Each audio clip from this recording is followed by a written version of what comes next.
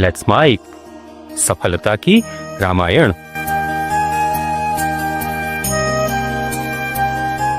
नमस्कार। सफलता की रामायण लेट्स माइक के इस कार्यक्रम में मैं संत श्री राम पुनः एक बार आप लोगों के बीच सीताराम परिकर धाम के वंदना प्रकरण को लेकर उपस्थित हूं। भगवान की वंदना करने में शायद ही दुनिया का ऐसा कोई ग्रंथ हो जिसमें श्रीमद् रामचरितमानस जैसी वंदना कहीं हो। यहां तो दुष्टों का भी वंदन है। हम पिछले कितने भागों से चर्चा करते आ रहे हैं, लेकिन अभी भी वंदन चल रहा है। आज हम प्रवेश करेंगे सीताराम धाम और उसी की परिक्रमा। उस परिक्रमा का वर्णन हम करने जा रहे हैं। तो वो धाम कौन सा है? वो धाम है अवधपुरी। इसलिए गोस्वामी जी कहते हैं, वंदऊ अवध पुरी अति पावनी सरजू सरी कली कलुष नसावनी प्रणवहु पूर नर नारी बहोरी ममता जिन्ह पर प्रभु ही न थोरी। सीताराम परिक्रधाम की वंदना में सबसे पहले अवधपुरी को प्रणाम है। अवधपुरी खाली एक गांव नहीं है, एक नगर नहीं है। पवित्र जो सप्तपुरियां हैं उसमें अवधपुरी है। हमारे यहां 4 धाम है, 7 पुरी है। इस भारत नहीं, पूरे विश्व के भूभाग पे कुछ क्षेत्र ऐसे होते हैं जहां अध्यात्म झलकता है। कुछ क्षेत्र ऐसे होते हैं जहां व्यक्ति को दुष्टता प्रभावित करती है। हर क्षेत्र की अपनी अपनी महिमा है। जैसे व्यक्ति में गुण होते हैं, वैसे क्षेत्र के भी अपने अपने गुण हैं। और इस अनुसंधान में ऋषियों ने पाया कि 4 धाम और सप्तपुरियां जो है वो पुण्य क्षेत्र है। और क्यों न हो जहां भगवान श्री राम ने जन्म लिया हो, मर्यादा पुरुषोत्तम भगवान ने जहां लीला की हो, वो अवधपुरी अति पावन है। अति पावन, पावन नहीं, अति पावन। और उस अवधपुरी की महिमा क्या है कि वहां सरजू नदी है।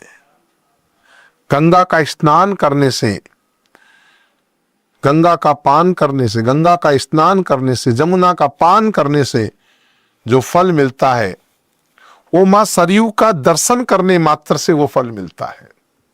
सरयू दर्शन मात्रेण। सरयू इतनी इतनी पवित्र नदी है। गंगा दर्शनम, जमुना पानम, गंगा स्नानम, यमुना पानम, सरयू दर्शनम। ऐसी सुंदर महिमा है। ऐसी सरयू नदी की मैं वंदना करता हूं। फिर मैं उन अवधपुर वासियों की वंदना करता हूं, उनको प्रणाम करता हूं। कितने कितने बड़भागी हैं वो लोग, कितने भाग्यशाली रहे होंगे कि जो भगवान के साथ में खेले हैं, जिन्होंने भगवान के श्री विग्रह को अपनी आंखों से देखा है। कितने पुण्यशाली होंगे वो लोग। मैं उन सभी अवधपुर के उन नर नारियों को प्रणाम करता हूं। और इसलिए भी प्रणाम करता हूं कि वो तो भगवान से प्रेम करते ही थे, लेकिन उनसे कम प्रेम भगवान का भी नहीं था। भगवान भी अवधपुर वासियों को अतिशय प्रेम करते थे। इसलिए जिनके ऊपर भगवत की कृपा हो, भगवान की कृपा हो, राम कृपा हो, ऐसे अवधपुर वासियों को मैं प्रणाम करता हूं। हां, यह जरूरी नहीं कि सब अच्छे लोग ही रहते हों। नगरी है, इस शरीर में भी सब सत्व तम रज तीनों का मिश्रण है, तो गुण अवगुण तो सब जगह होंगे ना। उस नगरी में ऐसा व्यक्ति भी है, सिय नंदक, सिय निंदक। आपको मालूम है, आप उस धोबी की कथा अच्छी तरह जानते हैं। अध ओध नसाए, वो धोबी सीता जी की जिसने निंदा की, सीता जी की निंदा करने वाले उस धोबी को भी शोक रहित करती। अब तो तुझे डरने की जरूरत नहीं। आज युग क्या आ गया, आज भारत में जो स्थिति चल रही है, आप किसी बड़े आदमी की, आप प्रधानमंत्री की आलोचना करके तो देखो, आओ कितने लोग खड़े हो जाएंगे। और वहां राम जी की पवित्र पत्नी सीता जी, मां सीता, सीता सती, जिसके नाम से स्त्रियों को सतीत्व का ज्ञान कराया जाता है, उस पे अंगुली उठाने वाले के खिलाफ भी कोई आवाज नहीं। सिया निंदा करने वाले, उसको शोक रहित कर दिया। तुझे डरने की जरूरत नहीं बाप। ये रामराज होता है। आप बोलोगे शासन के खिलाफ और लोग शासन के पक्ष में आकर के खड़े हो जाएंगे, आपकी आवाज को दबा दिया जाएगा, जो वर्तमान काल में चल रहा है। तो ये राम राज्य नहीं हो सकता। अरे राजा की पत्नी है सीता जी, और उनकी निंदा करने वाले के गोस्वामी जी लिखते हैं, सिय निंदक अध ओध नसाए, लोक विशोक बनाई बनाए। सीता जी की निंदा करने वाले को शोक रहित करके नरकुंड में नहीं डाला, अपने धाम में वास दिया, इसलिए वो रामराज है। नरक कुंड में नहीं डाला, उसको कोई है दृष्टि से नहीं देखा। और राम का जन्म जहां से हुआ, कहते हैं ना सूर्योदय हुआ किस दिशा से होता है, पूर्व दिशा से होता है। तो इस अवधपुरी की पूर्व दिशा तो है, लेकिन सच पूछो तो वो पूर्व दिशा मां कौशल्या है। वंदऊ कौशल्यादिसि प्राची, कीरति जासु सकल जग माची। वो कौशल्या रूपी पूर्व दिशा जो है, उनको मैं प्रणाम करता हूं। वो मां कौशल्या जिनकी कीर्ति पूरे संसार में फैल रही है, वो मां कौशल्या। कौन कौशल्या?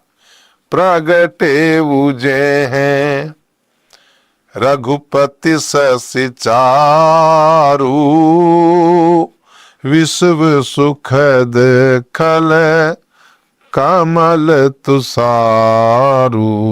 वो मां कौशल्या जिसने विश्व को सुख देने वाले, जिसने दुष्ट रूपी कमलों के लिए पाले के समान भगवान श्री राम जी जैसे सुंदर चंद्रमा प्रकट किए, वो मां कौशल्या। जिसके गर्भ से भगवान ने जन्म लिया हो, वो मां कौशल्या, उनको मैं प्रणाम करता हूं। देखते रहिए लेट्स माइक पर सफलता की रामायण। आप सुन रहे थे let's mic more than radio. Follow कीजिए हमें हमारे सोशल मीडिया प्लेटफॉर्म्स पर। It's time for news. It's time for more than radio. Presenting the first radio news app, Let's Mic. Let's Mic, a news-based app on your phone where you get to watch and listen news, talk shows, interviews, radio show podcasts. On Let's Mic, you get all relevant information of TV, print, radio, podcast, and digital. Let's Mic.